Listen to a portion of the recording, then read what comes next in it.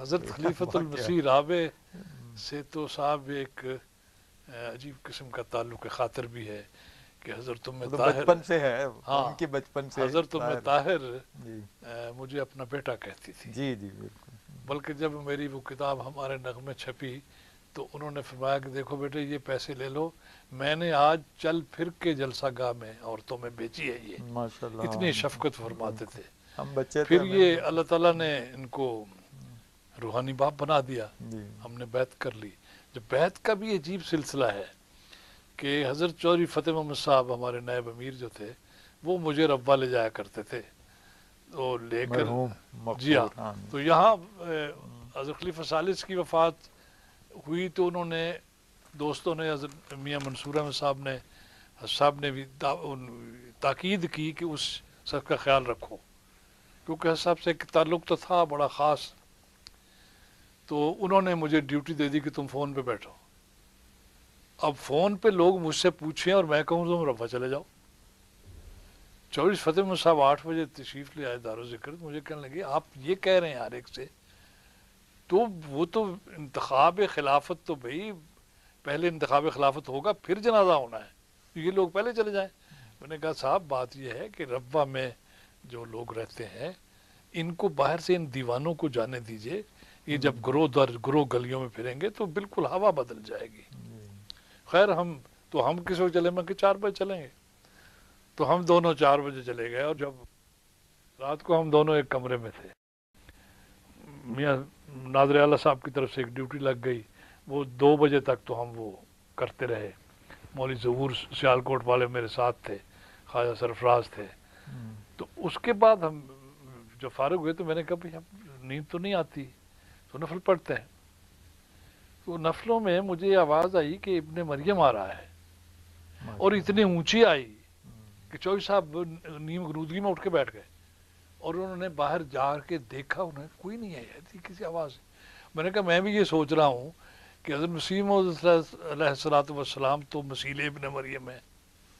تو یہ ابن مریم کہاں سے آ جائے گا بھائی۔ خیر وہ ہم نمازیں پڑھی اور اس کے بعد طے کیا کہ بی بی جمیل کے ہاں ناشتہ کریں گے۔ وہاں ناشتے پہ آپ بھی تھے اور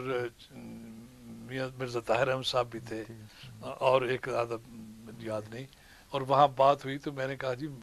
بات یہ ہمارا تو ایمان یہ ہے کہ جس شخص کو ادارہ انتخاب چن لے گا اللہ میاں اس کے کرنٹ میں لا دے گا، وہ مرزا ناصر احمد بن جائے گا۔ تو مرزا طاہر احمد صاحب نے مجھے یاد ہے فرمایا کہ بھائی کل میں نے رات فلاں دفتر میں، مجھے دفتر کا یاد نہیں رہا، یہی دلیل دی کہ تم کیوں فکر مند ہو، یہ تو خدا تعالیٰ کا معاملہ ہے۔ بالکل تو ان سے ایک یہ تو ربط خاص تھا، بلکہ جب میرا بھائی مجھ سے پہلے ان سے مل کے آیا، ہاں جب وہ ادارہ انتخاب کا اجلاس ہو رہا تھا تو ہم کسی نہ کسی طریقے سے پرائیویٹ سیکٹری کے دفتر میں جا بیٹھے، جب اعلان ہوا تو میں نے کہا بھاگ کے چلیں، اب پہلی بیعت میں شامل ہوتے ہیں۔ تو میں یاد ہے کہ ایک طرف چودھری فتح محمد صاحب بیٹھے تھے، دوسری طرف چودھری ظہور احمد صاحب بیٹھے تھے، ناظر دیوان۔ تو ناظر دیوان نے کہا کہ آپ کے چہرے پہ اب سکون کیوں آ گیا ہے؟ میں نے کہا اس لیے کہ اب مجھے رات کے وہ جو خواب ہوا تھا اس کی ہو گئی ہے تعبیر، میرے سمجھ میں آ گئی کہ یہ ابن مریم ہی تو ہے، بالکل حضرت ام طاہر کا نام مریم تھا، مریم آپا کا مشہور، تو وہ جو یعنی ایک تسلی ہو گئی۔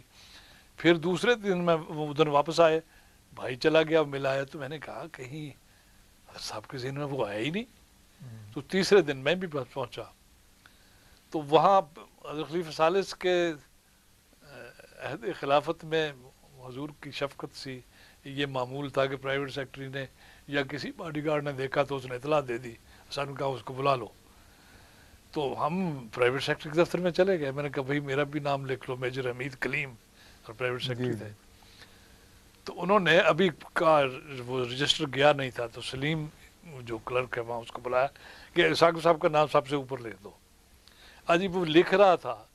کہ باڈی گارڈ کہا، اس نے کہا صاحب نے بلا لیے۔ میں نے کہا چلیے یہ روایت تو پوری ہو گئی۔ پہنچے تو ہم کوئی 1.5 منٹ 2 منٹ تک دونوں کھڑے سے سکتے رہے، تو حضور نے ایک فکرہ فرمایا